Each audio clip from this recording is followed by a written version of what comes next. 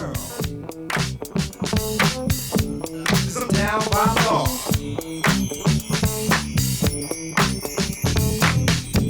It's the real deal. I'm down by law. Who's that girl? I'm down by law.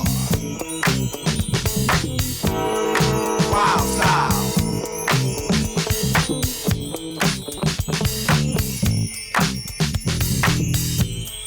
Bad vibe, ready? Somebody let me know. Well, everybody in the place put a whistle in your face. Scream it out and say, yo, hey. You don't stop. I rock the rhythm that makes your finger pop. I said hip hop, and thanks a lot. Come on, everybody, give me what you got. I'm gonna tell you a little story about the Sugar Hill Gang with the pound pound boogie and the big bang bang. And if you wanna rap to the Sugar Hill beat, gotta rap in the key of R.A.P. Now that is over, I'm ready to jam. Want all you people to clap your hands. Tonight we're gonna scream and shout. We're gonna turn this mother sucker out. To all of you people that are ready to jam, scream it out and say, I am somebody. Now you know you're hot. See, I met this girl and I said to her, honey, if you wanna be my baby, you got to give me money. Turned around, didn't mean no harm. I knocked her out with my vicious charm. I said, no, baby, it's not like that. You see, I'm all about making that cold cash. Started driving around, started messing with her head. And next thing you know, she wanted to go to. But to turn me on, you got to be the best. Cause I'm the master G, I don't take no mess. Like TNT, I'm dynamite. You see, I rock your body to the early light. And when you wake up in the morning, you'll see I'm gonna check it out, girl. You're all alone, cause you just been hit by the Capricorn King. I rock you gentle, I rock you mean. Guitar. DJ Baby Ruth. 1, 2, 1, 2. I'm Mr. Troy and I am back. And we can do it like this, we can do it like that. Hi, I'm Love Son. Right now, I want to introduce you to the Houston Hip Hop History Show. This Saturday, we had the Meeting of Styles right here in Houston, Texas, on the East End. It was a great turnout. We had a lot of icons come out from the Houston hip hop scene. One of them in particular was one of the godfathers of the Houston hip hop scene, BBC, B-Boy Craig, a good friend of mine. He's been involved in b-boying since 1984. He started as a teenager here in Houston on the north side of town. He's been involved in hip hop since day one here. He's been a graffiti writer. He's made flyers for parties. He's made t-shirts. He's been one of the first entrepreneurs in the city to promote hip hop as a positive environment for kids. Even today, in 2015, he's big on the scene. He's a promoter. He's an MC. He hosts a lot of events, a lot of concerts. And right now, we're going to watch a clip of him and let him tell some of the story of his hip hop career. I like to reintroduce myself. My name is BBC. I am B-Boy Craig. Some of you guys may know me, some of you guys may not. I am a first generation B-Boy in Houston. I started B-Boy in the year of 1984, and ever since then, I fell in love with the culture and stuff like that. So for me, it's an incredible thing to see the next generation continuing to B-Boy. And as Hector was saying, the elements are, there are 4 elements and stuff. And I personally, after all these years, would definitely like to see them come closer together. And being at something like Meeting of Styles is really cool because you bring in the B-Boy element as well as the graffiti element together. And now you got the DJs scratching, and they're going to have some MCs playing too. Bam, all 4 elements and stuff. So I also used to work at, again, another thing that's really special to me is that I also used to work here at the Wall of Fame. I started working at the Wall of Fame in 1993. I worked here for 10 years.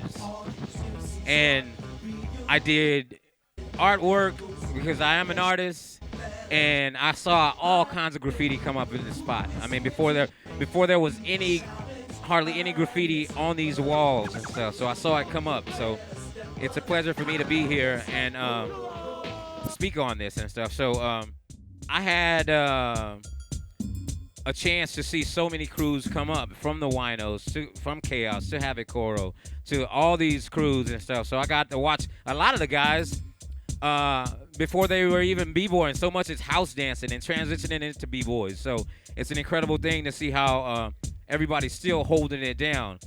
We b-boyed at different venues in the area. There weren't many for us to b-boy in back in the mid-'80s. So we went to Rainbow Skating Ring. Some of my old heads may know that.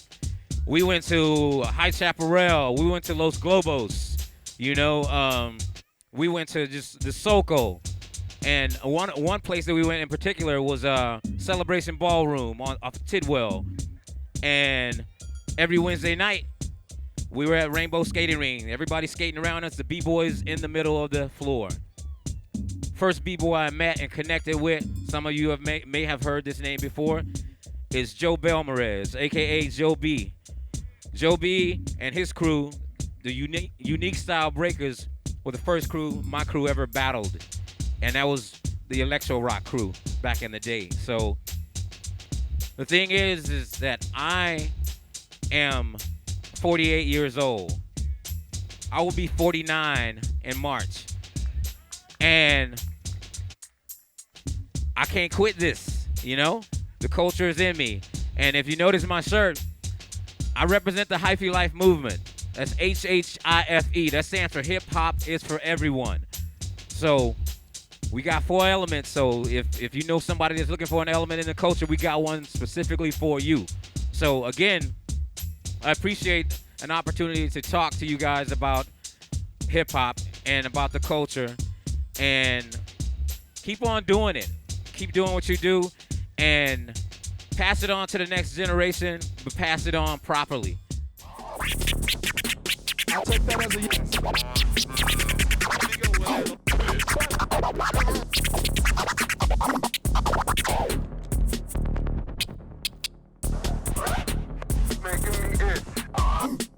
Mix. All right, fellas, here we go. Same format. 2 rounds, 16 bars. Y'all ready to go? Cut, you're gonna go first. Killer cut, 16 bars. Make them feel it, sir.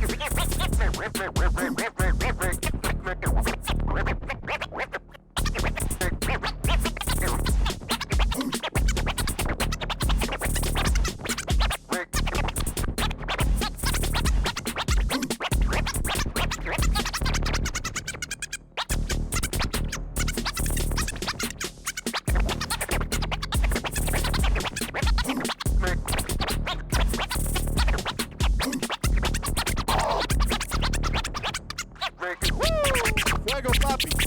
Hypnotize, let's go.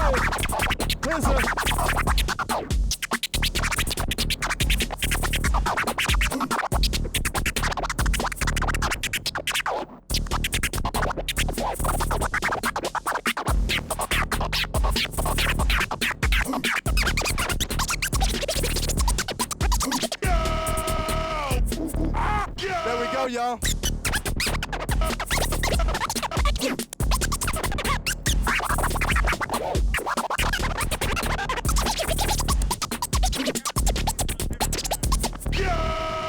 There we go. Make some noise for round 1, y'all. Good set, fellas. Round 2. The last 2 rounds. Last round, fellas. Give it all you got. Killer and then Hizzle. 16 bars. Let's go.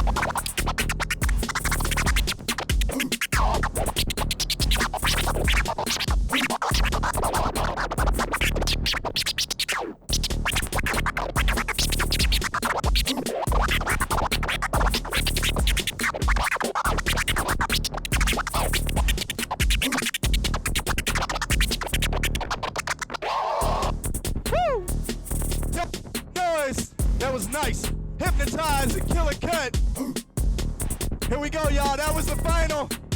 Lalo, who won this battle? Here's what it is. DJ Hypnotize. Y'all make some noise for DJ Hypnotize de Puerto Rico. Y'all make some noise for the Silent Assassin. Killer Cut. Killer Cut. We want to continue with the Houston hip hop history. Right now, we want to introduce Mike Rodriguez. He's part of the Chaos B-Boys, a crew that was out in the 1990s here in Houston. So right now, we're going to let Mike tell his story. I am very blessed to be doing this for 21 years now. And Chaos B-Boys has been here since 93. We're actually Wicked Creation and tried to do the house thing. And we kind of hung that up and got schooled by one of my friend, Randy, Chaos B-Boy. His older brother came and pretty much set us straight. He came and said, what y'all doing? I ain't down for that. I was a B-boy in the 80s. Watch this. He pretty much shut us down with some windmills, some crab walks, and we just all looked at each other like, we want to do that. So that's pretty much where Chaos came from. To this day, it stands for Kicking Old School. Apologies for the little ones. It's Kicking A Old School. And, so right now I'm going to show you a video that we made back in 95, which was a year of b-boying history that we collected in that year. And we made it with 2 VCRs. My homeboy's a DJ, so he kind of engineered the bootleg sound. So we're going to turn your attention to over here if you don't mind. It's about a 5-minute video, maybe 4. It's just a bunch of old school heads from Houston that were doing it back then. BBC's in it. Gons is in it. There's a few other heads that you're going to recognize in here. Like I said, it's just a bunch of clips from Red Square, Shelter, Warehouse, Deep. All right, there we go. We got some. That's the crew all trying to attempt to do windmills at once, which is very dangerous when no one knew how to do windmills properly. And you may be asking yourself, what is that strange thing we're dancing on? That is cardboard, ladies and gentlemen. Cardboard. Your high-end refrigerator box cardboard. Everybody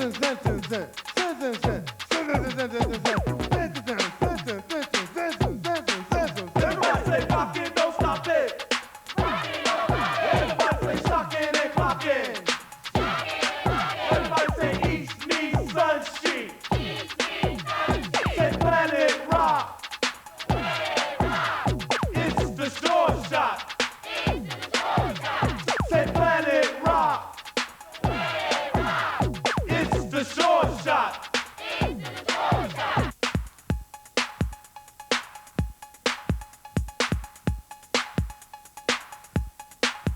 So, Twist and turn. let your body go. You got the body rock and pop, bounce and pound. So hit me.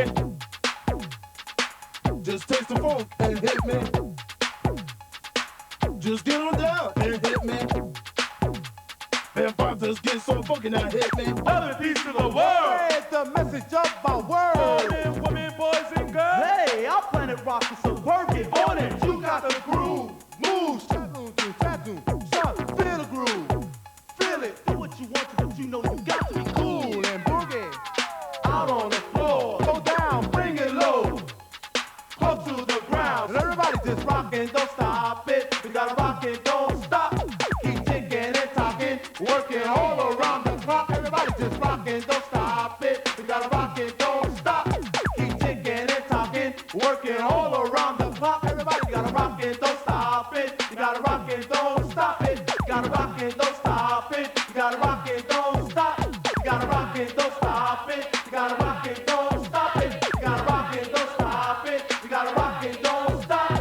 You gotta rock it, don't stop it. You gotta rock it, don't stop it. You gotta rock it, don't stop it. You gotta rock it, don't stop. You gotta rock it, don't stop it. You gotta rock it, don't stop it. You gotta rock it, don't stop it. You gotta rock it, don't stop. I want to ask you a question. Are you having a good time? Are you having a good time tonight? Okay, you ready? Here we go, come on. Hey, I'm gonna put everything on.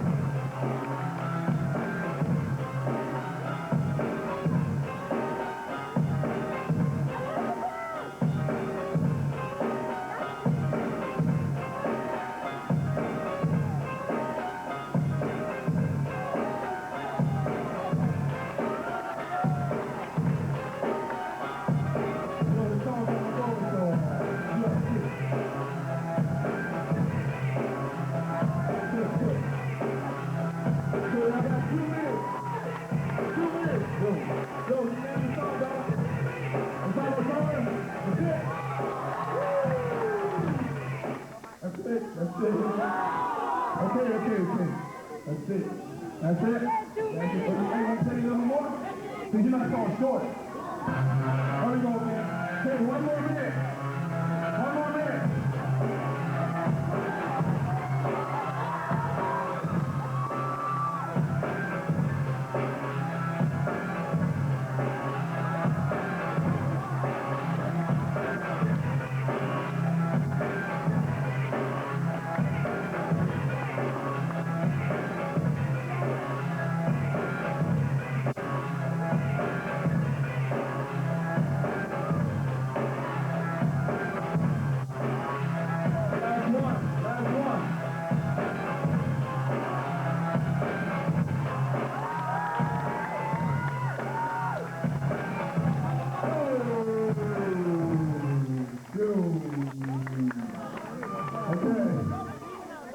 Give another round of applause over chaos.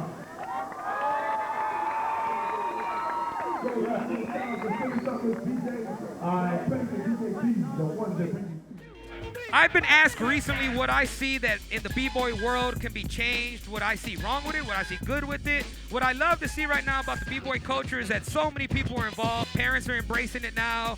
They're taking their kids to breakdance. They're showing them the breakdance culture. They're showing them the hip-hop culture. I see a lot of kids here, which is awesome. The one thing I am losing, though, I see that a lot of people are stopping to have fun. The biggest thing I want to see in b-boy and hopefully in 2016 is more people to start having fun with it. Come out here, have fun. Don't worry it'll look silly, because if you would have saw this video, I look pretty silly in a lot of it. I've gotten a little bit better since then. But again, I think that we just definitely need to bring all the fun back to hip-hop and stop trying to be so competitive about it. Stop trying to be number one. Stop trying to win BC 1, BC 2, and 12. Because at the end of the day, if you can look in the mirror and you feel you did your part, that's what it is. That's what it is. Don't worry about other people's validation. Validate yourself by having enough courage to get out in front of everybody and do it. Whether it's graffiti, MCing, DJing, b-boy, whatever your love, even if it's just standing there and looking cool. Do it to the best of your ability. Be happy about it and just do it. So we'll continue with our Houston hip-hop history. One of our next icons is b-boy Vamp from the Chaos B-Boys. He goes back to the 1990s as well. He had a lot of success as a b-boy in the 90s. He was one of our premier b-boys, very strong. His story is tragic. At one point, he was going to an event and he was in a car wreck. This left him in a very bad shape, but against the odds, he's been putting himself back together. At one point, he was told he would never walk again, and he's out and about. He's still a member of the hip-hop scene. He's very much involved. He goes to a lot of events, and he's out, and he speaks about the positivity and the strength of hip-hop. So now we're going to let Vamp tell his story. My man Vamp, I always consider him, up to this day, to be one of the best I've ever seen. If some of y'all ever seen old footage of my man Vamp, y'all would see while this cat was raw.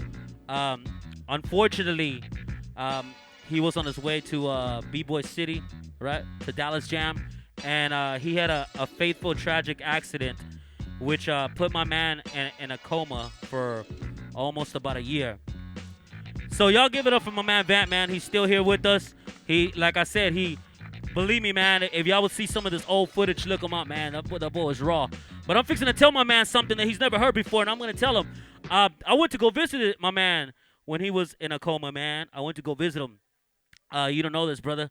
But while you're in a coma, I was out of the B-boy scene for a little while, man. About after my crew broke up, I stepped out of the B-boy scene for a little bit, man. Kind of started working and promoting clubs and doing all this other, trying to live this this ghetto superstar life. But I went to go see my man Vamp, man, and I told him, of course, you know, he was asleep when I told him, but I whispered, and you don't know this, brother, but I told you, man, that if you would wake up, I would go back to dancing, man. And I said that every time I dance, that I would dance for you.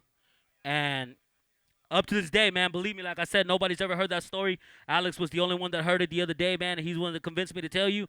But every time I dance, brother, I dance for you, my man, because I love you, brother. You know what I'm talking about? I'm glad that you're still with us. Give it up for my man, Vamp, Chaos B-Boys, man. For real, man, I love you, brother. What's up, people? What's up, people? How y'all doing tonight? Hey, I'm Van Pony, Chaos B-Boys, Whole Nine Clothing, all that stuff. Yeah. I'm just here to tell you a little bit about the history of where I came from. Like Hectoro said, I was in Floor Masters for, what was that, 96, 95? 95? Yeah, so yeah, we're in Floor Masters. and we're doing that for a while, and then I had to say goodbye to Floor Masters and hello to Chaos. They stole me away from them, you know. So and Patty was pretty pissed. Yeah, I walked home that night, and so I got in Chaos, and you know, did that for a while. I was in. It's my crew right here. You know what I'm saying? Like my boys. It's a part of my life. I'm not ashamed of it. I'm proud of it. You know. And everybody was telling me, "Why are you gonna get your crew on your arm? You know, when you get old, it's gonna shrivel up, and you're not even in that crew no more." And bro, I was like, man, I'll always be in that crew. They're always gonna be my boys. I'm always gonna love them. They're all my brothers. Like he said, I was in an accident. We were on our way to a jam in Dallas, and we had a wreck. I flew out the car. Mike was there. You know, I was in a coma for a while, and when I woke up, the doctor's diagnosis was, you're never gonna walk again. You're gonna be a vegetable for the rest of your life. You know. So, well, this is what I heard, because apparently I wasn't awake when they were saying this. So then I defied all that, you know, and they said, you're never gonna be boy again. And they saw videos of me, and they're like that? Nah, man, you can't do that no more, man. But one of these days, I'm gonna send them a video and just have the middle finger. That's gonna be the opening credits. So, yeah, basically the like Mike said, out of everything, the one thing that I want to see, that we want to see out of hip hop is have fun, man. That's what it's all about. That's what this hip hop game was created for. You know, like for graffiti kids to get up. It takes a lot. It takes a lot to get up and show your piece, to get up and DJ, to be the only. You're the one on the ones and twos. Music is everything in this world. Music is everything. To be the one controlling the music, whether in a bar or in a club or at a party or even at home, just controlling the stereo. Man, that takes a lot. It takes a lot of guts to do it in front of thousands of people. Same thing with b-boying. It takes a lot of guts to get out there and on the floor and do your stuff. Most of them, you know, and like he said, you know, no matter how you are, no matter if you go out there and do a knee spin, man, you crunk, because you got out there in front of hundreds of thousands of people, yeah, hundreds of thousands of people, and did you know, that's what it's all about. Hip hop is all about doing you, and it's all about expressing yourself. All this, to be honest, I was getting very angry at the fact that a lot of b-boys were doing the, and I know they do it now, the exhibition battles and stuff like that. I don't agree with it. I like watching it, but I don't agree with it, because it's not about battles. B-boying is not about battles. When we had battles, we would battle each other at practice for fun. I can't tell you how many times I battled Mike, you know, at Easy's house, just practicing. You know, but it was just for fun. After the battle, we're like, oh, you got me on that one. Oh, you got me on that one. You know what I'm saying? So it's just like, it's fun.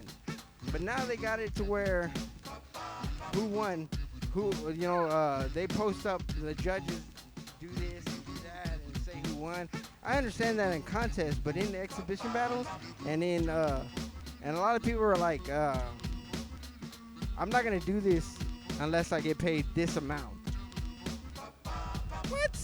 Man, you used to do YA shows with me in Fun Day in the Park. and Sunday mornings for like 2 hours. You know what I'm saying? And you didn't get paid nothing. You got Kool-Aid and a cookie. You know what I'm saying? And they're just, a lot of people are tripping. And I know a lot of people are going to get mad at me for saying that because a lot of people have already got mad at me. But hip-hop is about fun. Just go out there, have fun, do you, and just be yourself. Good morning, Houston. It's Don Donaldson. You're listening to 96.7 The Base. It's 6 a.m. and all my party people from last night are feeling a little nauseous right now driving into work. We got a little something to ease your stomachs. It's 96.7 The Base.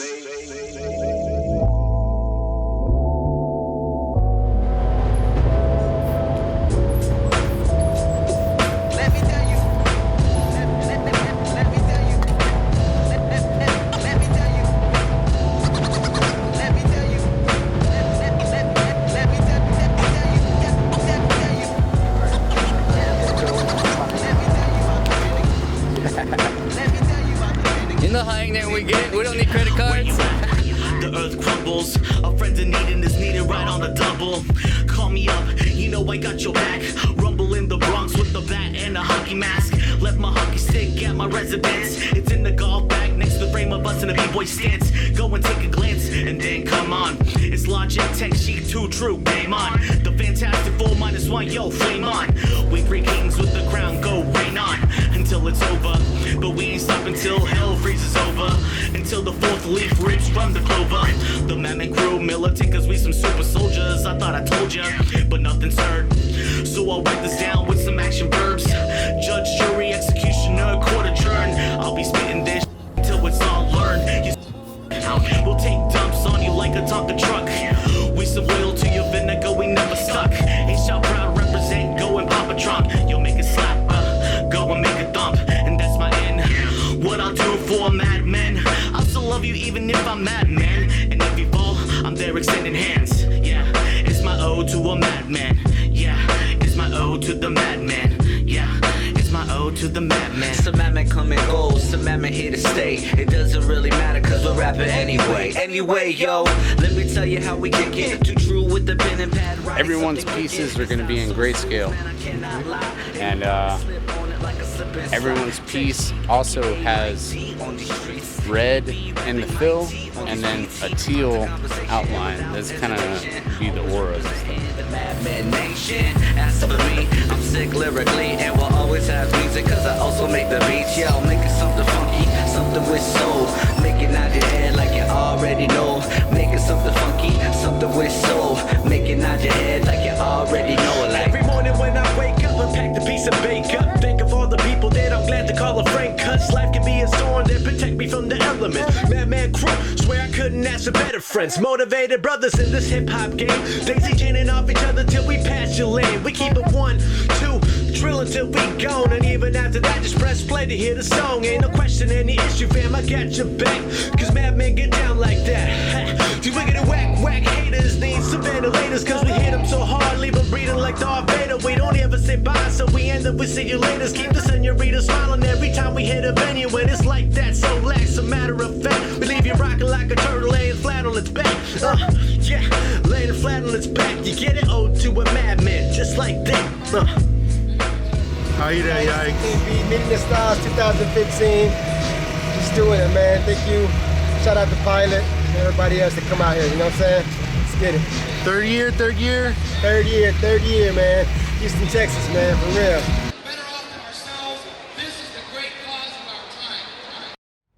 If you're looking for me, it's Pilot FX on Instagram. I've been writing for now a little over 20 years, and I got into it through hip hop, through breakdancing, and that stuff. And one thing just led to another. And one of the guys I used to breakdance, P-Rock, I used to break with. He kind of got me into it. He's from Chicago, and I didn't even know people still did it. In the mid '90s, I was like, oh, that's an old thing, but. He took me to one wall and that was it. I saw that you can fade a color from one to another. That was it. I was like, the supplies are free. All I need is time. It was right in my price range. Yeah, getting that extra was really cool. It was really humbling because those guys are the guys I looked up to as a kid. I used to see Poem and Purr you know, and pose in magazines and videos, and you know, those are the guys that I looked up to, and now I'm counted as a peer, and that's a really not many people can say they get to do what they wanted to do as a kid, as an adult with the people they wanted to do it with, you know. So it's a really, really cool feeling. This year, I mean, aside from myself and Coca, who did the character, Riaka that did the piece right here, we got Palm, Her, and Pose 2, and as well as Hef was also here painting. He painted a trailer, and he also did another piece on the wall over here. So we were kind of represented, you know, all through the event, which is really cool. Yeah, I mean, now I'm getting kind of old. I'm kind of glad I didn't keep b-boying because I'd be all beat up. I mean, most of the b-boys I know are, you know, their body's pretty rough on them now. Not that climbing up and down a ladder for, you know, 15, 16 hours at a time isn't any better, because when we paint a production, you know, we're doing, I mean, like, this is 60 foot by 20 foot, and this is small compared to the ones we do at most events. I mean, the last two events that I think we did, aside from Meeting of Styles, we were doing 120 foot by 20 foot walls, and with only a couple more guys. Like, I think we had 6 or 7 the first year, and 7 or 8 the next year, and it's 120 foot. Like, you know, the walls, you know, twice as long. So it's different. You have to have a certain work ethic to participate in this type of thing. I mean, if you want to get involved and do artwork, it's really going to take a lot of effort. I mean, they say you can be anything that you want to be when you grow up. They don't tell you you're going to have to work your ass off to get there. And it's a constant struggle of working and getting better, and you know, and making sure that you don't fall into that rut of just doing the same thing over and over again and never progressing. Because if you stop progressing, what are you really doing it for? I mean, you can do the same piece 100 times, doesn't make it a good piece, you know. If I'm doing the same stuff next year that I'm doing this year, then, you know, what's the point? You know, you gotta always push yourself and strive to do something better and progress. I mean, as an individual, as a crew, as, you know, you gotta continually push yourself. So right now we want to take it back to the future. Next up, we have B-Girl Gabbo. She's an all-around dancer. She reps Houston, she reps Texas. She's in Crew's Femme Fatale and the Ill Milfs. She's award winner. She's a competitive B-girl around the world. So next up is Gabbo. I started dancing back in 2005, 2006. I've done Florico. I've done Latino dancing. I've done ballet, jazz. But to say that the day that I saw break dancers and to say that I saw Chaos and Havoc Choral, that's the battle that I first saw. Yeah, I got hooked after that. I represent what's underground hip hop, and I'm a part of an all-female crew that is the only Texas female crew. We go to different states, different cities. We rep, you know, for what we believe in, and it's basically culture. From graffiti artists to DJs to MCs to the floor to whatever you represent in this scene, that's what we do. And I'm honored to be able to be doing this for 10 plus years and know that half of all these guys that I look up to back in the day. I went to YA back, was it off of Richmond?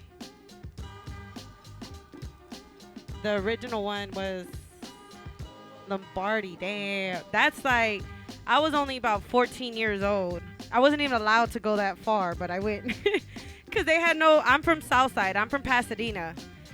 There is no spots to really break out there besides now that is Break Free Community Center. And if y'all ever have want to take y'all little girls out, we have B-Girl sessions on Mondays. We're there every Monday from 8:30 to 10. We do class, we just have basically like a cypher freestyle night.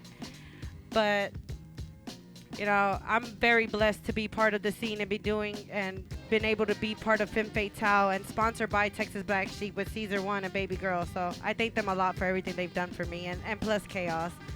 Y'all my dudes. Next up, we have B-Girl, Baby Girl, Erica Martinez. She's been around since the mid-1990s, B-Girling. She's very involved in the Houston hip-hop scene till today. She is part of a hip-hop couple. TBS Clothing is the name of their company. Check them out. Also, she is very much into helping the next generation of B-Girls come out here in Houston. She has a night at the Break Free and the Youth Advocates. Her big event coming up next, I want you to check this out, is B-Girl City. It's happening October 3rd. All right, check out B-Girl, Baby Girl. Yo, first and foremost, I want to give mad love to all y'all showing love to the culture today. This ain't easy. Y'all may think it looks easy, but it ain't easy. I see day after night, you know, my man going through sketches, you know, coming up with the new quick stuff, you know, keeping it fresh. So big ups to all your graffiti writers. That ain't something easy. That's a blessing from God. So big ups to all you writers out there. Just know, first and foremost, I opened the door as a strong woman, and I opened that door to the next strong woman. I ain't afraid to give my knowledge to the next woman. I ain't afraid to show the next woman love. It's about that. Everybody, if you ain't know, it's about each one teach one. It's all good to have confidence. Ain't nothing wrong with confidence. Keep that confidence, because God bless you with something. But no, you are the one to kick down that knowledge to the next. So mad love to all y'all for like doing that, keeping respect to the next person. It's easy to be like one crew, this and that, but show next to the love, you know what I'm saying, to the next person, always. I just want to say first and foremost also though, I also battled against chaos back in the day. I've been B-girling for about 20 years now, off and on, of course. I ain't the best B-girl in the world, but I'm the most consistent B-girl here in Texas. So for all the girls that have come and gone, mad love to you for being here and showing something to the next. But I have mad love for myself for being the one that's kept it steady. So what I do now is also B-Girl City, which is this coming Friday and Saturday. B-Girl City is just that. There's no B-boy competition or no graffiti writer for B-boys. It's all females. So if y'all come out Friday at Break Free, 9191 Winkler Drive, Friday night, we're having just the open meet and greet. We got women coming out from Canada, Atlanta, like from all over the world just to come show some love because Texas was one yearning. They're yearning needed, and I'm gonna make that happen. So Saturday also we have B-Girl competitions and all-style competitions. It's all 8 writers, females. We have B-Girl competition, all-style competition. Anybody that has children, 2 years and up, we're having a free workshop because it's all about free. Hip-hop shouldn't cost. It should be free, straight up. So come out to our event, show some love. Anything that I'm putting in from my heart because this is the passion, the love that took me away from the streets. I have a 20-year-old son, and I was a young mom. And thank God for the aggressiveness of B-boying and B-girl and that it took me away from that I didn't need to be in. And God bless the Lord for blessing me with a husband. And that husband is a B-boy, and he's a graffiti writer, and I'm mad blessed to be married to him. My bad, I'm preaching. I also dance because this boy right here. If it wasn't for my boy Vamp, and it wasn't for my girl Zoe, rest her soul, she was a B-girl, I do what I do to this day, and to pave the way for the next. So thank y'all for listening. Come out to B-Girl City, October 2nd, October 3rd. Look for the Facebook page. It's on B-Girl City 4, Houston, Texas. Respect.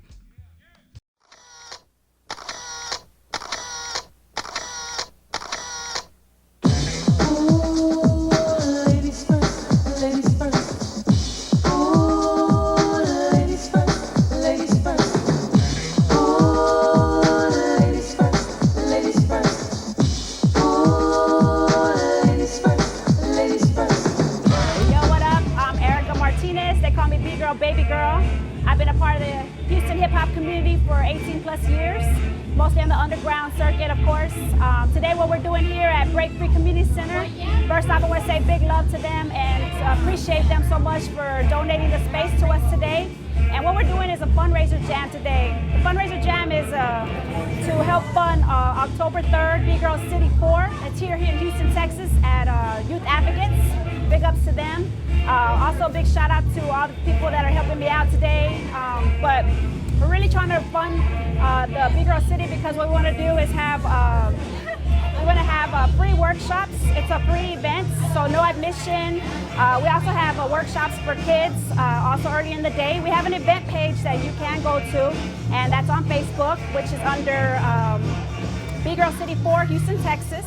So if you just go there, check out the Facebook. We also have a bgirlcity.com as well as our website. We also keep updates on there and stuff. So we really appreciate that anybody that's out there that can, take a look at what we're doing. And what we're doing is just a perspective of hip hop and the underground scene through women. women that put in work, women that do and work just as hard as any of the guys in the scene. These girls put in hours, hurt, no money, same thing that you kind of hear out with the B-boys and stuff like that. So, that's what we're trying to do, and I want to keep the culture alive for females here, and I want the younger girls to always be able to look up to us. We go around walking around doing this and doing that. We have kids that look at us, and we're a bigger part of their lives. And if we have a place like Big Girl City to do every year, an event that they can look forward to, then I think this is my big achievement to be able to do that for them. All these girls, they come out to these events and stuff, and sometimes it's not a category, necessarily for girls, which is okay because the girls can get down with the boys. But for it to be special in that way, for it to be just for the girls, I think that's like a big thing for Texas, and we need that. So underground hip hop is where it's at, and I love it. It saved me, and I hope y'all come out and support it. What up, y'all? La Comadre Mel here, representing Boom Houston, and I am so happy that this year Houston, Texas gets to play host to B-Girl City 2015. I'm especially honored because I have been asked to co-host the event, and this is particularly special to me because I actually competed at the very first B-Girl City back in 2003. It was my very first jam, and it was one of the coolest things that I have done to date, and I am so thankful that now I get to 12 years later, be a part of this amazing event that represents the ladies of hip hop, holding it down in the scene, keeping the culture alive, and I hope that all of you make it out. October 3rd, I hope to see you there. Hi, I'm Claire Wunner, and I will be hosting a graffiti class on October 3rd for B-Girl City. I'll also be doing live painting, as well as I'm curating an all-girl graffiti art show. So come out, come see us. Have a good time. It's going to be great. It's free, and we'll see you there. Catch me at my worst. You get the drift. It's ladies first. Right now, a man that needs no introduction, a Houston hip-hop legend, graffiti legend, Gonzo 247. This guy's been around since the 1990s. He's been on legal walls, illegal walls, in galleries, canvas, you name it, T-shirts, tennis shoes. He's all over the place. He's known here in Houston and internationally. Right now, he's involved in keeping Houston on the map with the Houston Graffiti Museum, first of its kind. He's throwing an event called the U Fest. Check that out. And without further ado, Gonzo 247. Thank y'all.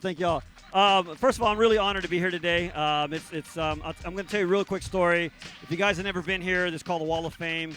If you haven't met the owner, her name's Mickey. She's probably around here somewhere. You can't miss her. She's probably like the craziest old white lady you're going to meet. And she'll probably come meet you before you meet her. But so my boy Merge and I, this is back like in 1990, maybe 91. We're cruising around this area back when it was still called Chinatown. Y'all know that? All right. So we're cruising around. We're looking for a place to get up. And, of course, we come down the street, and we saw this old abandoned warehouse. And back then, it was full of toilets. It was this used to be a plumbing surplus place. So we're walking in. We pull in. We drive the car into the very back wall. And, we're about to jump out and get busy. All of a sudden, and we hear something. And we turn around, and it's Mickey with a gun. And she's like, what the hell are you doing on my property? I'm about to kill you. And we're like, yo, we're just trying to get up. And she's like, what are you talking about? Like, well, we're artists. We want to paint. She's like, with what? I pop my trunk, and there's like 1,000 spray cans in there, right? Not really, but a lot of spray cans. And she was like, no. I'm about to go, we're going to settle this the old school way with my gun because I don't see how you're going to make art with spray paint. And I said, no, we're graffiti artists. And she was like, all right, here's the deal. You see that wall? You start, paint something there. I'll be back. If there's not art there, you're dead. And so Merge and I was like, all right. So we started getting busy, started painting. And she came back out and was like, whoa, you did all that like in a couple hours with like spray paint? And we're like, yeah. She's like, I love it. Feel free to come back anytime you want. So the very next week, we came straight back and we start buffing our area. She's like, what are you doing? You just painted that. We're like, yeah, we're writers. That's what we do. We write, we rock, we take a photograph, and then we buff it. She's like, no. Just paint next to it. And we're like, oh, snap. Okay, cool. So what you don't know is you couldn't see any of this wall. None of this was visible. It was all trees and brush. And so basically, I think she fooled us because every time we wanted to go bigger, we had to do yard work. It was like Karate Kid is like wax on, chop this branch, trim this tree, more space. All right. So every time we came back, we just kept getting bigger and wider and bigger and wider. So finally, as you can see, what went from like one small little corner amassed to this entire space. Another thing is this wall's been here being painted for about 20, 25 years maybe, and you know, you can literally slice the paint off the wall and see all that history that's just been layered and layered and layered. So big shout out to Mickey. If you meet her, just tell her thank you, because if it wasn't for her, this wouldn't exist. This was the birthplace of aerosol warfare. We were running around, Merge and I, as the UPC crew, which Underground Productions crew, and we were running around filming ourselves. This is back when you had like a big bazooka camera. Y'all don't know about this with your iPhones. And you had like basically a VCR hanging on a strap. Didn't y'all know that? No? So you had to have like this VCR strapped on and a video camera looked like a bazooka, and you would go around, film yourself on VHS.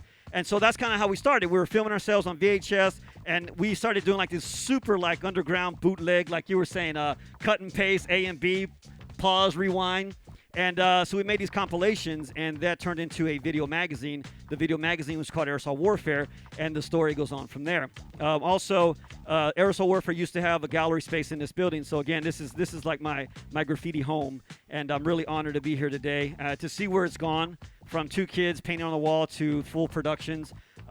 This is also very reminiscent of me. One time, Mickey, when BBC, that's how we met also. We came in, BBC was working. We just kind of like clicked from there on.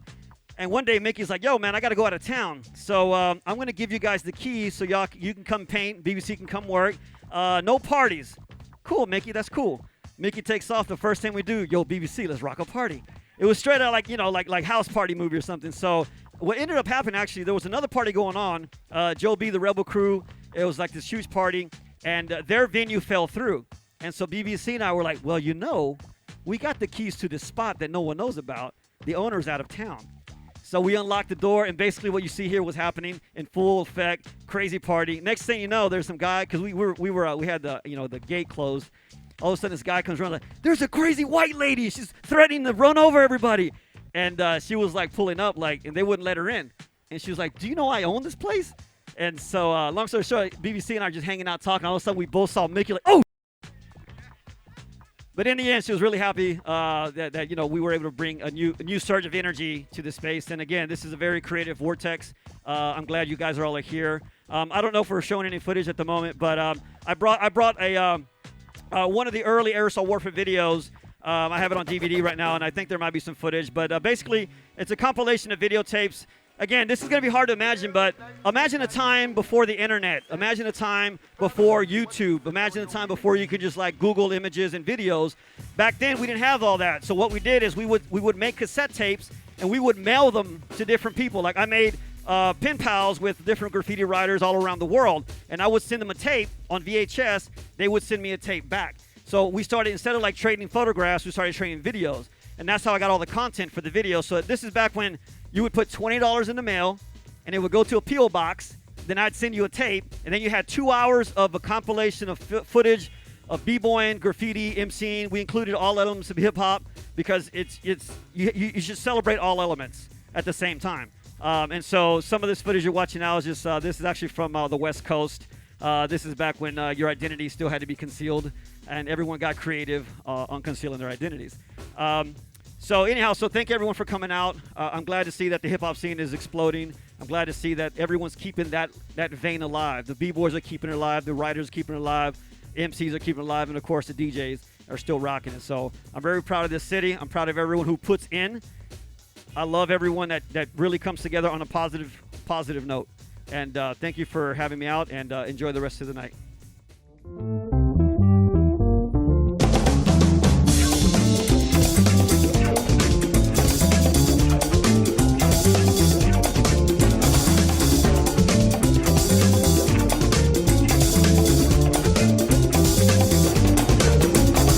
I had a Cadillac, 1975 Cadillac, painted like a Texas flag with Longhorns on it.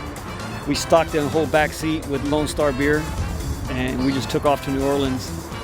We literally, and we're wearing our pimp suits, so we're all like pimped out, you know, rhinestones and craziness, and we literally pull up straight to New Orleans, straight to the gallery.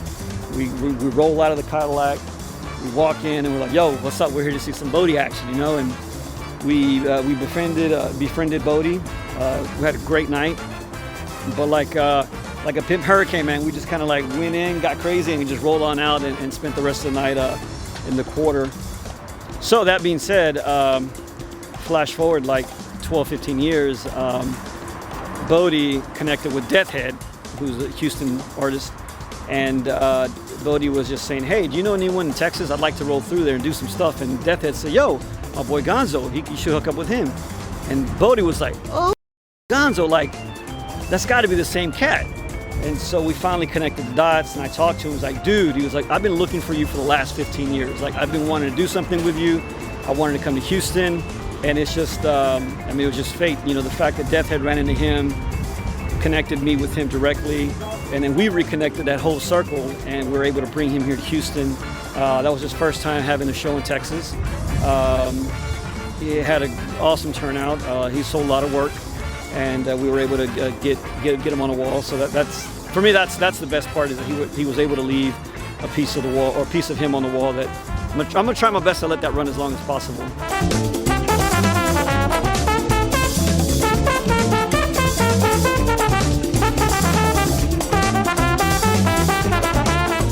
Microphone check, 1, 2, 3. Mr. Gonzilla coming at you live, full effect, diverse works.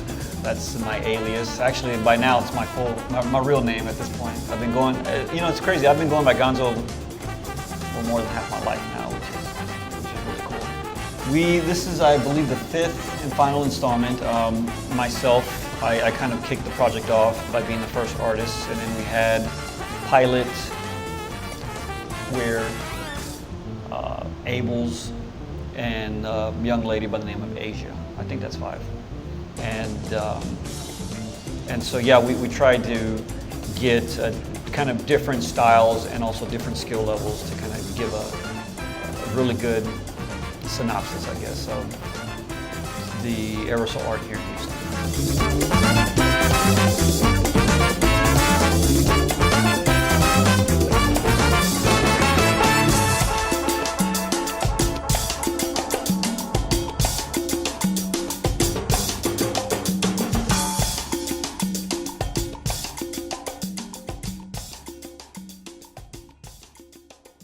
Okay, everyone. Hi, my name is Julie Garza. I'm the curator for Kings of the Lone Star, and I want to thank all of you for coming and sharing this experience with us. I also like to thank Mark Cervenka and the University of Houston for having us, and absolutely. And our moderator for this evening is Matt Zanzala. He is a hip-hop promoter and journalist, and he's pretty much the busy man all around, and so we're very grateful to have him as our moderator for this evening. Before we get started, I'd like to show a short little film so you can be familiar with the artist's work.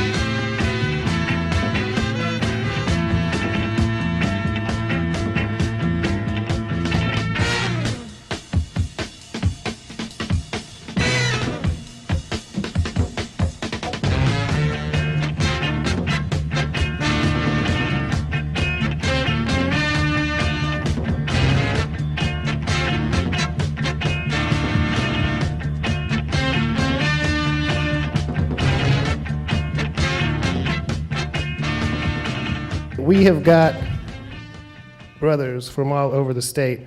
We have Gems One, El Paso, Sloke representing Austin, Suffer representing San Antonio, Rat representing H-Town, and Mez from Austin as well.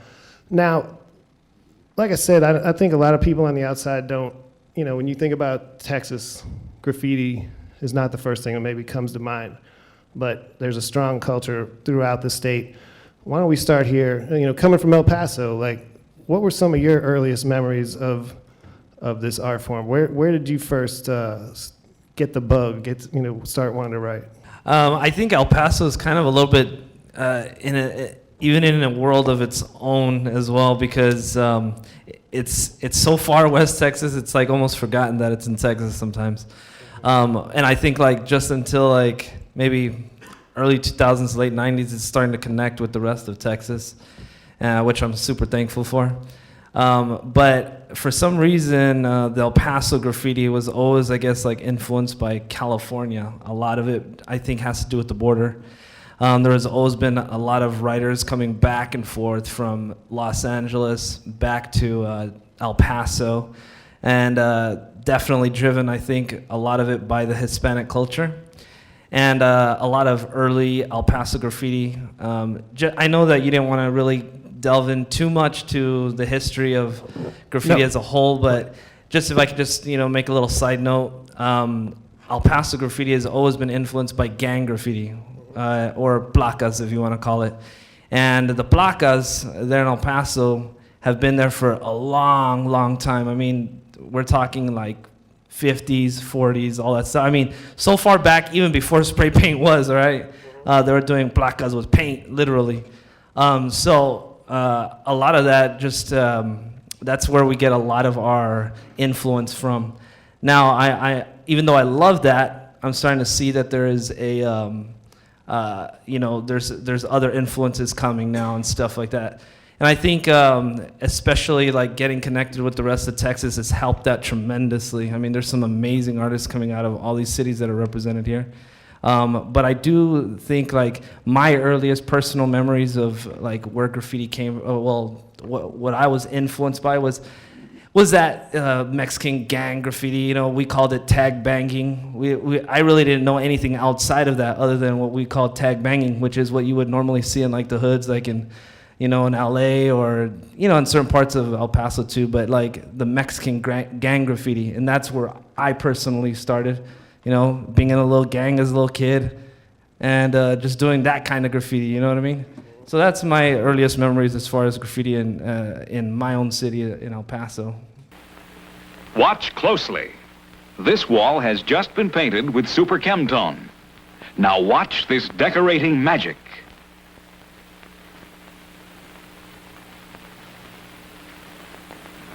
You're watching the most sensational achievement the decorating world has ever known. Now, for the first time, you can actually roll a new kind of beauty onto your walls. It's called applique, and it's rolled over walls freshly painted with super chem tone.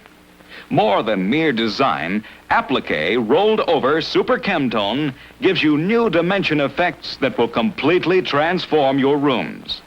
The effects can be subtle, or bold, soft, or shimmering. They can actually change with the light in your room. You begin with America's favorite latex wall paint, super chem tone, whatever color you want. And then when it's dry, an hour later or at any time within 3 days, you're ready for applique. The secret of applying it is this double roller. You simply dip it in the applique and roll on this exciting new kind of beauty. You can't compare it with anything you've ever seen before because there's never been anything like it. Applique rolled over super chem tone is the fashionable new way to make the rooms in your home more beautiful than you ever thought possible.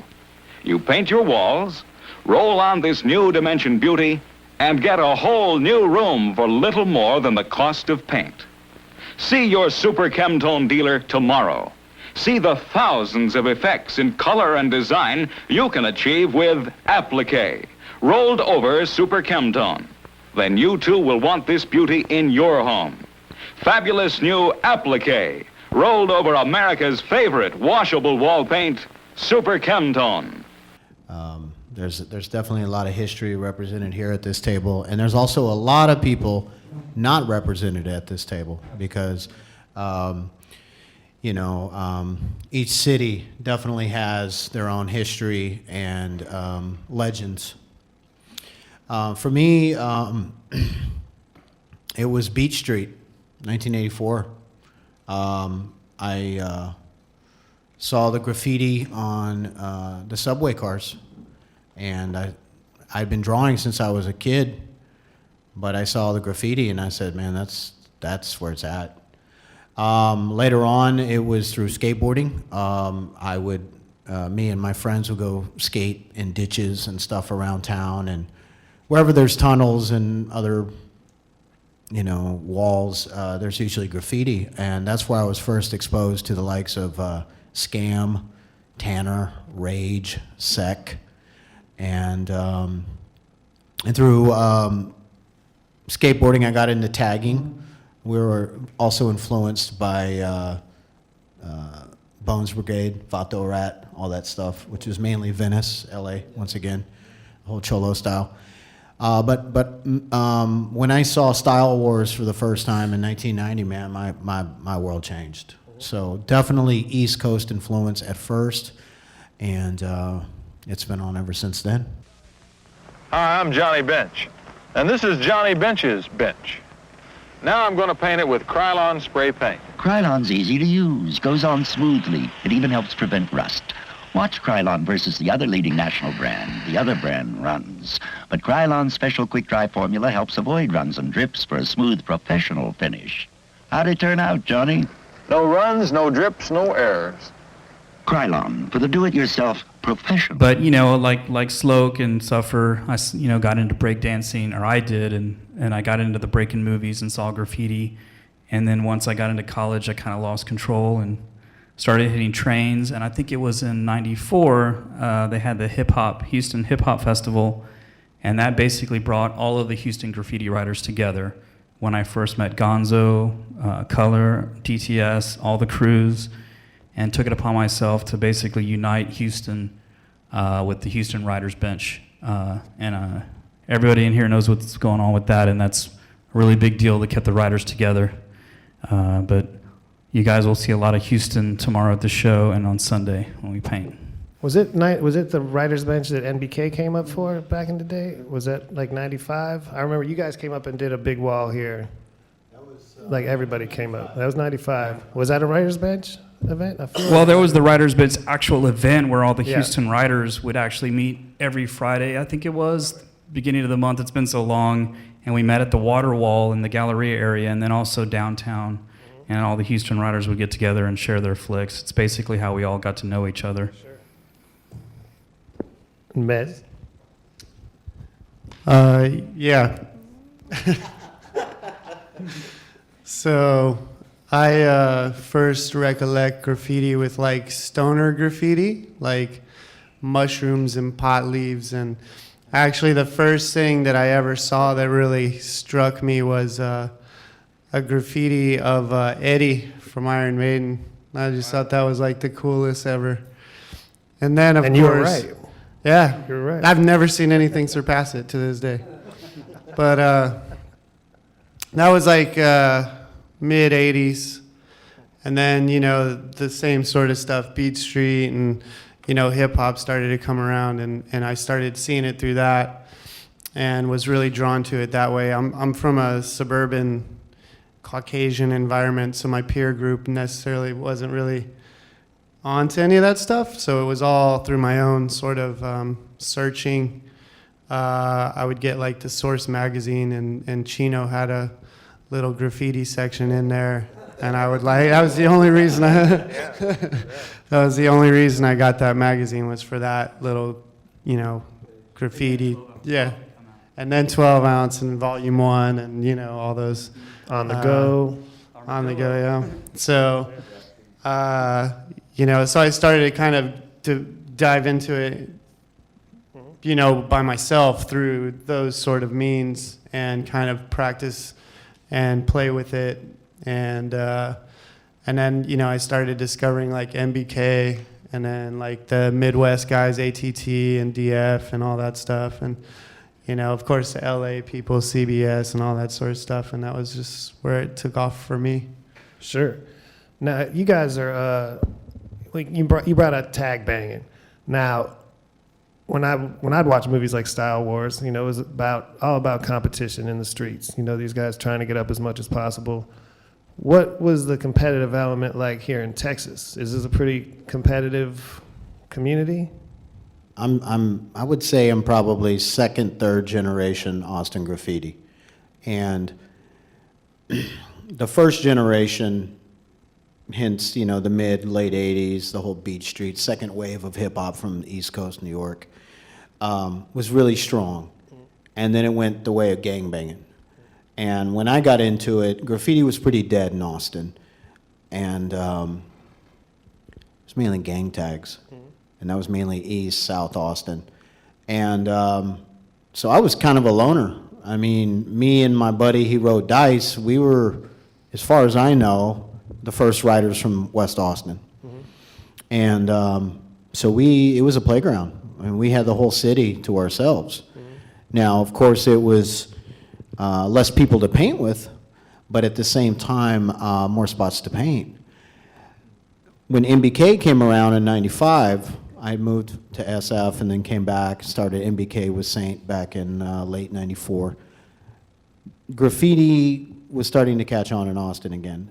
And there was a crew that wrote MSK.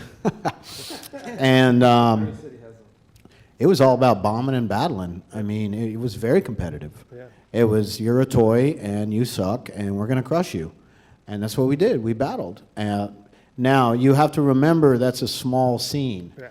Now, compared to other cities such as LA, Chicago, New York, we didn't have hundreds of riders. I would say at that time there was maybe 30, you know, and of course people would dabble with it, but we made it a point to be known that we were a force to be reckoned with. And if you were going to paint near our spots, which were all illegal, you would get dealt with. I mean, let's face it, I mean, graffiti comes from the streets. I mean, if you don't come with it, you're going to be put in check. Iron Mike on rust. I hate rust. Iron Mike on tough. This is tough. Rust tough. This is rust. Oleum? The dictionary defines tough as strong, not easily influenced. Like me. The definition of oleum is, we sprayed this rusty metal plate with fast-drying rust tough, exposed the rusted metal, then placed it in the torture salt fog chamber. The rust didn't spread, it stayed tough. You want tough? What do you want? Oleum. Got rust, get tough. Yes, Houston, very competitive. Yeah. A lot of tagging. I believe the first king of tagging was Berserk, DTS, and then we know who took his crown. That was Next. Yeah, it was a lot of bombing back then in Houston. I think a lot of the guys like myself and my crew, we stuck to the freights to do pieces. But of course, because it was so competitive, I had to do a heaven, which got me busted and in jail. So the competitiveness led us to do these things. You want to tell them what a heaven is? Oh yeah, heaven is a green sign, the freeway green Yeah. sign. Yeah. So yeah, that was like, but when I got out, it drove me to just go crazy again. You know, because it kind of makes you, and I think most of the guys here would feel like when you do finally get that time, when you're spending the night there, it's like your badge of honor as a graffiti artist. Man. So, yeah, it was pretty rough, but like Houston is definitely very competitive, and I think, you know, thanks to people like Gonzo, who gave the Wall of Fame to the writers in Houston, that's where everybody flexed their skills. And I personally, every time I hit a train, I was always battling with my crew members every night to see whose piece was better. It was a battle every night when we went out. This is artwork from News, who is one of the featured artists in Kingsville Lotar exhibition. Pretty killer, huh? So we started to hear kind of like maybe very late 80s, early 90s of people starting to do this thing called tagging, and there was tagging crews, and it was just very, very strange, and it sounded like one of those fad things you hear about once in a while, you know, like I don't know if they had it here, but they had like party crews and stuff. And so it kind of sounded like that, like tagging crews. Like, well, what is that? Well, what do you guys represent? Well, we just do graffiti. Okay, what do you guys like slang? What do you guys do? You know, it was just like real weird. Like all they did was just graffiti. And so there was a lot of amazing, like really, really amazing graffiti writers that came around. I think people from LA actually jump-started the graffiti scene in El Paso. People like Euler. Amazing, and probably nobody here will know the crews that I'm talking about, but it's El Paso history. You know, crews like CTS, UK, CMD. These dudes are all amazing artists that came out of those crews. Are doing other things now as artists. You know, comic book illustrators and different stuff like that. But yeah, it just it was super competitive. It still is to this day, and it's almost like El Paso graffiti can be marked by its battles. Like there's certain crews that have, well, the early 90s, oh, that's when UK and CMD battled. Or, you know, 2000s, that's when, I really don't want to get into all that. But, because some of that stuff is still relevant to right now. Yeah, there's definitely super competitive nature. And on El Paso, it tends to have graffiti. I mean, it tends to have like more of a gang feel to it, to be honest with you. And was that like a goal of yours to get up all over Texas? Was part worldwide? of it? I mean, yeah, I mean, first all city, then all Texas, and then all country, and then worldwide. I mean, that's what I think we're all still doing to this day. Right.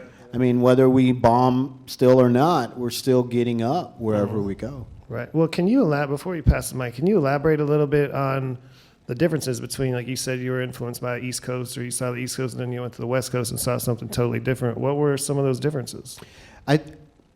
And this is my opinion here, And if anyone everybody was influenced by New York, hands down. I mean, whether it was the Cholos, you know, from LA, because LA, of course, and the Southwest have their own history. But New York is considered the mecca of graffiti art. And the West Coast were influenced by that at first, but really made a point to create their own style. The techniques, man.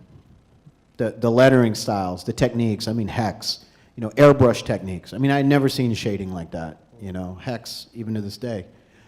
Yeah, and really to stand apart from New York. And I think that's the beauty, just like any other art form, is once you learn the blueprint, I mean, that's the way I was taught. It was like, here's the blueprint, now what are you going to do with it? Do you want to look like everyone else, or do you want to stand apart with your own style? I've heard that there's maybe a little more of a tolerance for painting trains now, or has it become like... It's a felony now, so... It's a felony now? Yes, Yeah. so that's why you're not going to see a lot of that going on anymore. Well, I mean, I feel like I see a lot of it now, though. Well, I'm sure the younger kids aren't Yeah. going to care, obviously. They're Yeah. going to get up, yeah. Yeah. It really varies on where you're at, too. Right. Like, I know people in different places that have yards where as long as they're cool, the bulls are cool, but I know of a lot more places it's like no-go, like places that you could do in the early 2000s or 90s now because of the popularity and because of toys and shit like that. Now you're super screwed. So I think it all just really depends. I think, you know, yeah, there are some spots where it's kind of lenient, you know, like, you know, there's little tricks that certain people know to do to keep the train workers from getting pissed off and stuff like that. But they say not to cover the numbers. Yeah, don't cover the numbers, and yeah. So, yeah. So there's just so I really think that it's not a blanket. Yeah, it's easier because you see more. I think there's a lot of reasons. Like I said, I know that there's some yards that exist where, you know, the people have been going there for a while, so it's kind of cool, but from what I can see, and I'm not a big train guy, but from what I know is like a lot of the yards are locked down more than they ever were before.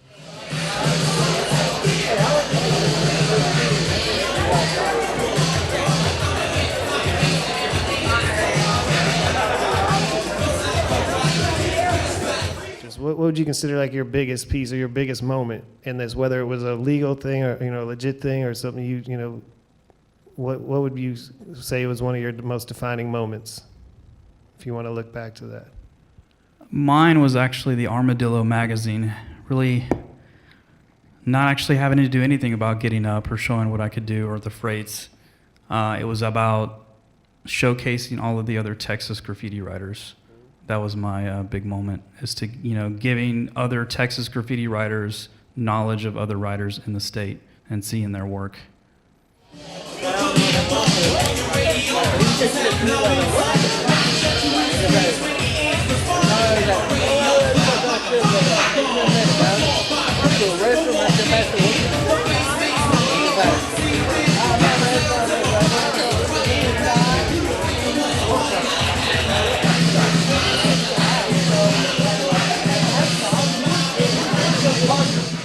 I don't know, I've been able to travel. But being a writer and traveling somewhere is completely different. It's a whole different vacation. But you get to see like what most tourists won't see in a city. You get to see every single nook and cranny and what's good, what's not, and you get to paint and meet the most random person, and then you're gonna spend the next day or two with them painting legally or illegally, and so that's a whole other ball game right there.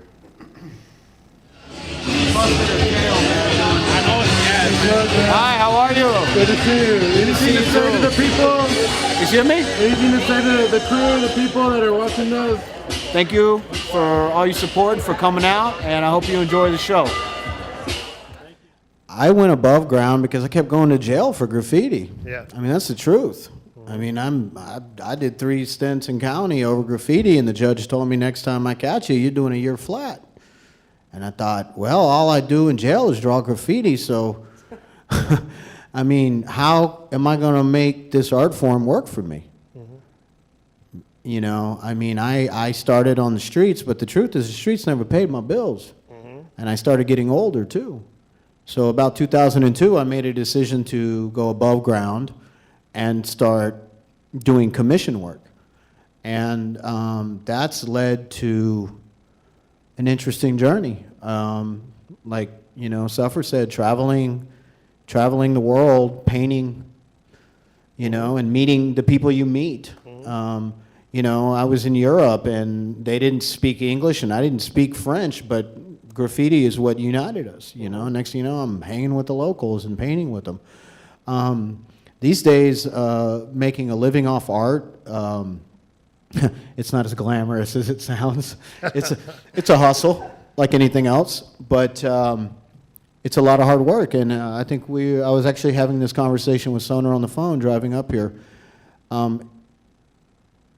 I think it takes a lot of courage and determination to pursue a career in the arts. The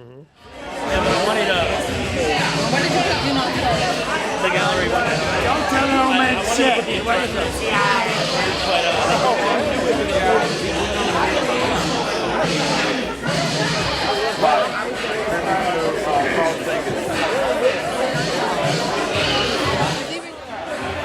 I just thought it was a very pivotal point for hip-hop culture when you could take rap music with you on the go. And it wasn't just for people's bedrooms or club scenarios. You could then play what you wanted to play anywhere at any time. And that really helped spread what rap music was, which helped spread what hip-hop culture was, and in turn tied into graffiti. So that old school b-boy look of having the boombox with you, or that LL Cool J look, can't live without my radio, that was all well established in hip-hop circles before LL Cool J couldn't live without his radio. So I started collecting them one day when I was like, yo, where are they? They had to have gone somewhere. I went to Mexico and I saw some in a little flea market. And I didn't buy them then because I was young and couldn't afford them. But I knew that electronics didn't go to Mexico to die. If anything, they flourished there. They made different boomboxes with little disco balls and lights and surround sound systems, and you know, that's where it went. I know it's Saturday night, there's probably something way cooler to do, so I'm glad everybody's here. Everybody's well dressed and it's a fun night. Cool. Some really great artists here.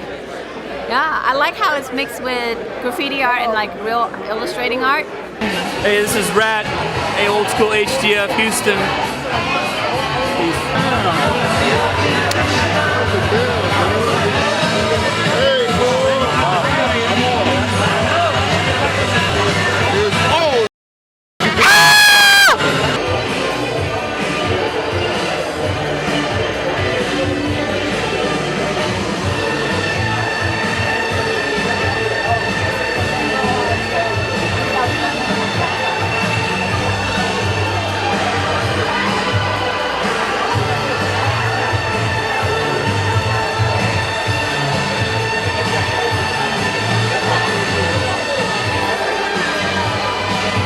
Now, you know, the average person, as you guys are well aware, they don't have a clue the difference between tagging and anything else. They don't know what it is you guys do exactly. And I wanted to just, in general, talk to you a little bit about kind of the rules in this game. Like, and I think there's, maybe rules isn't the exact word for it, but some of like, you know, it's not just a bunch of dudes running around painting on a wall, you know, or throwing a tag up or whatever. There's a lot more to it. Could we maybe touch upon some of the aspects of this culture that like you guys really hold near and dear, that's really important to you, as far as, you know, some that, you know, telling some of the young people in this room? So like the big one is you never write on a church. You know, that's just overall to any church, any denomination, whatever. You know, you don't want to write on a school, probably like a mom and pop, you know, shop or whatever. You don't want to do that. And we would target, you know, the big corporations and, you know, the city walls and the vacant structures, and that goes to the broken windows theory and all that. But we followed guidelines to a signature as a tag, and you could go over that with like a throw up, which is, you know, fast bubble letters. They're usually two colors, black and chrome, black and white, or something like that, real solid. And after that, you go over it with the small like burner. You use like 7, 8, 9 colors and completely cover that. And so there were specific rules, you know, if if Sloke, you know, if he got that spot up there when everybody was asleep, he went up there at night and painted that. I couldn't come back in the morning and paint that. It's like a big no-no.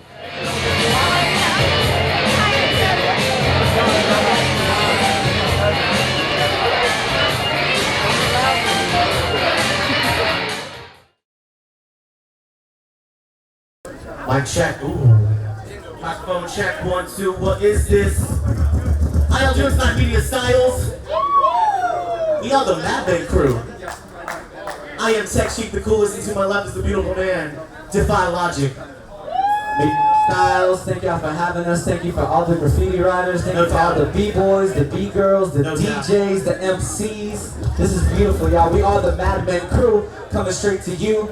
Our DJ of the night, DJ Mando 1. Y'all make some noise for DJ Mando 1, y'all. I'll say one thing.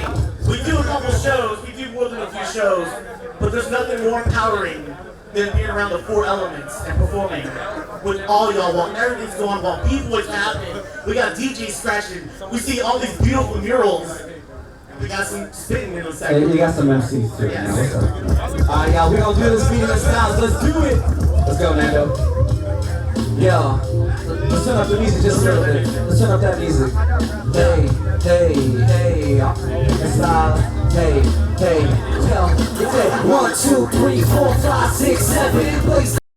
Make it sound like heaven. 7, 6, 5, 4, 3, 2, 1. Text the coolest. Come and get some. I'm soaring in the air on many different angles. Pterodactyl, protractor, wings, diving right at you. It's on my show, and I'm gonna be able. Keep a straight balance without you. I know it's me that you wanna be with. Cause I'll be till I see a 4 centimeter trip. Hip, hip, hop, bionic. You heard it before, Logic keeps it hotter than the tropics. White. Yo, Madden kicking ass. Texas loves to pass it up, blast it to the past.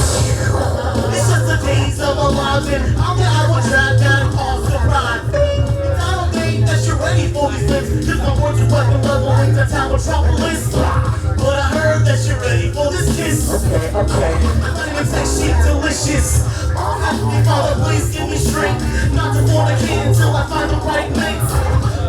in the prayer. Before I take some tables, going to the plates.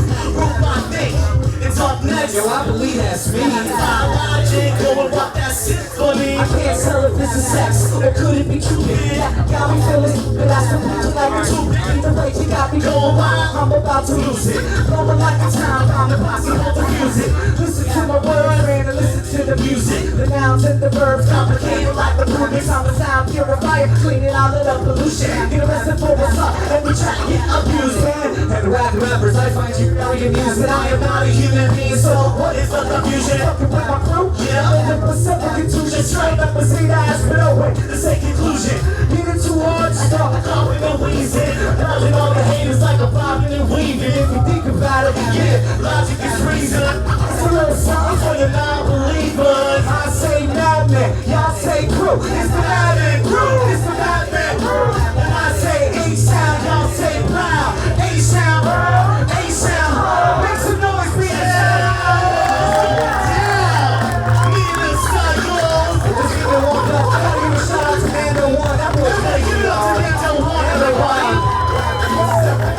special shout out to Pilot, special shout out to Alex and Houston MediaSource. All the graffiti artists. It's fantastic, yo. Yes, sir. We all the Madman crew coming from the 832, you know how we do. 713. All of the above. Yeah. And yo, we do this for hip hop, we do this for the culture, we do this for everything. We love it, y'all. That's what we want to say. Everybody, swing back and forth. I said, hey, everyone here to swing back and forth. I said, hey. I said, hey, I got Tech Sheik, he's gonna tell you a little bit about one of the crew that he's in right now. Yeah, that was the Madman crew. I'm gonna tell him what's up, Tech Sheik. The crew's hey. So where you at? Earth crumbles. My friends in need this need to run on the double. Call me up, you know what? Go back, back. Rumbling runs with the bat and the hockey nuts. Like my hockey sticks and my residence. It's in the gold bag, that's the frame of us and the B-boy stance. Yo, we'll take a glance and then come on. It's logic, Tech Sheik, too true, game on. The fantastic form, I just want yo, flame on. We bring kings with the crown, go rain on. Until it's over, the rain's up until hell freezes over. Until the gold leaf bursts from the clover. The Madman crew, militant fleets of super soldiers. I thought I told you, I love this word. So I write this down with some action word. Just jury, executioner, go to church. I'll be saying what's all word. You stupid blood. On you like a top of truck. Okay. And with some oil to your vinegar, we never say. Now proud represent, go and call the truck. And make it slap, yo, and make it thump. And that's my end. What I'll do for a madman, I still love you even if I'm madman. And then I'm there shaking hands. Yo, it's my ode to a madman. Hey, it's my ode to a madman. Hey, it's my ode to a madman. Some madmen come and go, some madmen here to stay. It doesn't really matter cause we're rapping anyway. Anyway, yo, let me tell you how we can get true with the pen.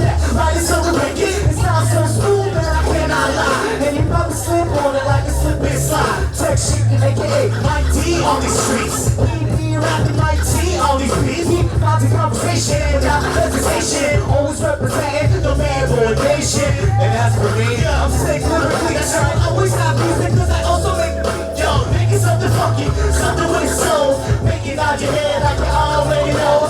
Make it something funky, something with soul. Make it out your head like you already know. Make some noise, y'all. Make some noise, y'all. Alright, we on go. Madman crew. You guys can check us out. htownproud.bandcamp.com. Facebook, the Madman crew. Instagram, the Madman crew. We'll go ahead and keep it bouncing. Hey, stop.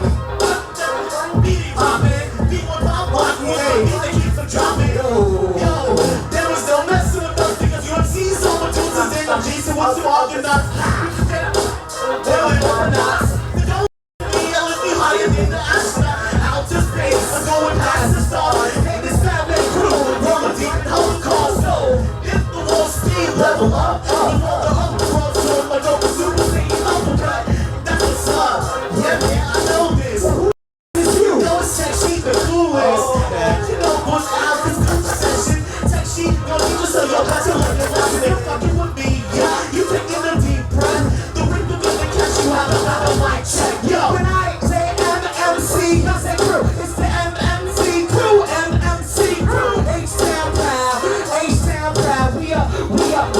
are H-Town proud. Oh no, whoa, they let 'em loose. Oh no, they let 'em loose. Oh no, yo, get him, the monster's coming out. I can't do this again. My flow is hot like my flow is hot like my flow is hot like my flow is hot like hey, hip-hop is my father, and talent is my daughter. So mother must be drive. My brother is booming like no other. Sisters leaving blisters, wrist is lit. That's my feeling. Get it with it, lock it up, I'm speeding. All you beat it, I'm beating for the true. I'm beating with desire. I'm eating all you fruity rappers like a slice of papaya. Conspire, I'm alive, Elijah. I'm never pulling fiction like a lion of fire. So please, don't be the mother. Bitches I be getting, but I never ever collar. Man, what bother? What holler? I like being hollered at, but all I want about these days is what my dollars at. Where they at? All I want about these days is what my dollars at. Where they at, huh? Where they at, huh? Where they at, huh? Where they at?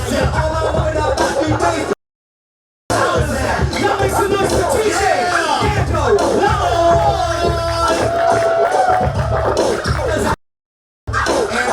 Yes. We wake up scratching, eats lunch scratching. That's that boy all day, man. In the styles, how y'all feel tonight? Hell yeah. Once again, he is Sexual Coolest, aka Mr. Roboto. I am the Fine Logic, the original prank grenade. And of course, y'all already know DJ Nando One has been killing it this whole time. Alright, we can go ahead and go to the next track. Hey. Yeah. I got a question to ask you guys. I just got a simple question. What's that? What's good? What's good, y'all? Yeah, what's good? Life is good. This graffiti is good. That's good. B-boys is good. That's good, baby. Hey, everything is all good. I said, everything is alright. Hey, and everything is all good. Hey, is everything is alright. I'm on the road like a tootsie. I'm only attentive what I can. Oh yeah, I'm always underestimated. And at times I make things so complicated, but we always make it. You know when the time like the pavement, the roads are a master of arrangements. Always replicating, never entertainment. Don't worry, baby. The Maverick crew is in charge of the entertainment. I know you like it when I write sick. You might say I type this to ignite hits so righteous when I write this. Baby, I like splits. Every record I touch is like mine. Yo, we got the golden sound, and Maverick crew is hip-hop.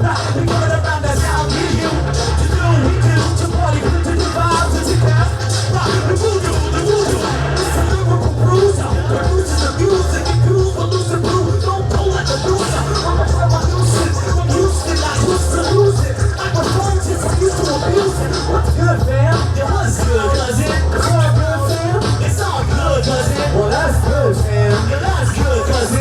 We all good, fam. We all good, cousin. Word. All you ask what's good, almost frontier. Try to see how the football beats always pretentious when they erected. It's nice, it's smooth, but it's hot. They cool, but they always got some funky attitude, dude. I'm a show and I don't correct. Can you let you know? Don't believe me, you know. I'll kick you back to Pluto. Got you running back some diarrhea in your Pluto. You Pluto, say girl, now we all be chulo. We have to get to know you before you go and take my Pluto. What you want? The real though. Do that play the freaking mix swinging. Do the beat banging. I'm breaking. Hey, let's swing it. What's the rest of this verse? Oh, dang it. Anyways, I'll bring it back. It's all what you make me pop out. It's cool that I can rap without talking about that. I'm not really talking about that. In fact, what's up with this? I'm only getting lost in one less to get less. I'll be investigating less. Investigating less. Investigating less. Investigating less. Investigating less. Investigating less. Investigating less. Investigating less. Yeah. Once again, we have the Madman crew. This is the last song of the night. It's a party. You guys are ready? This next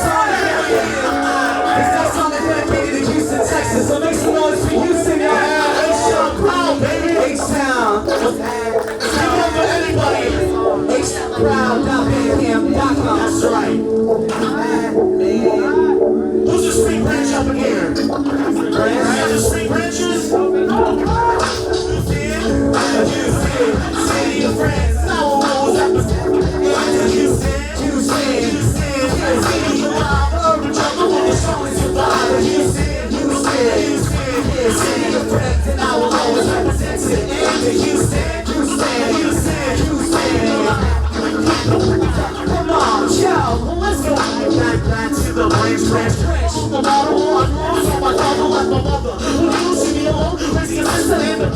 brother.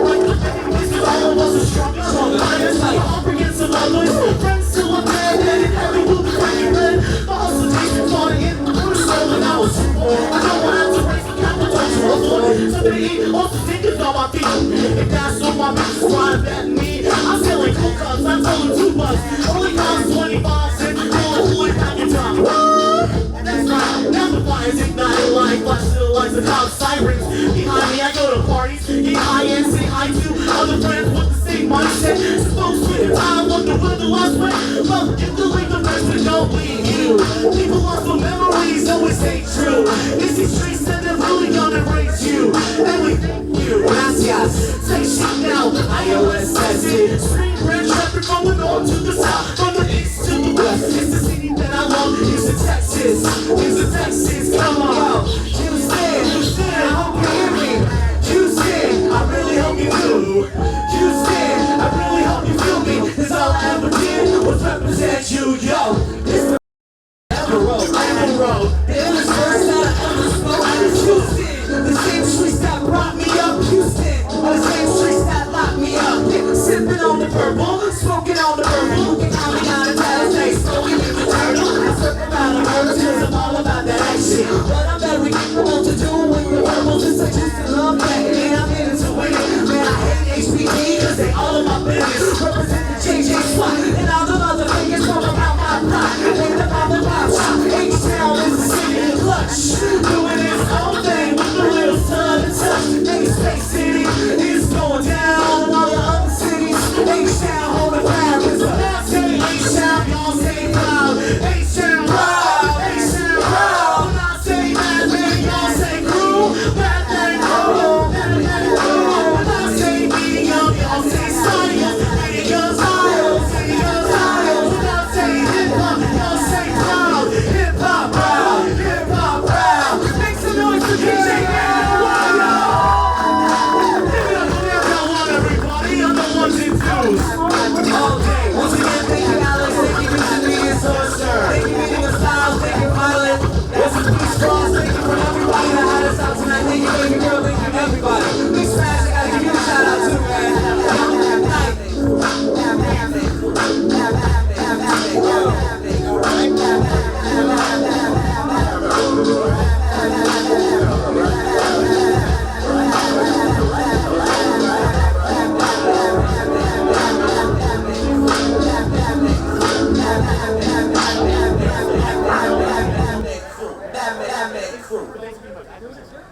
Thanks for watching Houston Hip Hop History. We've been holding it down since the 1980s, and we continue to the future. And we'll see you at the next event.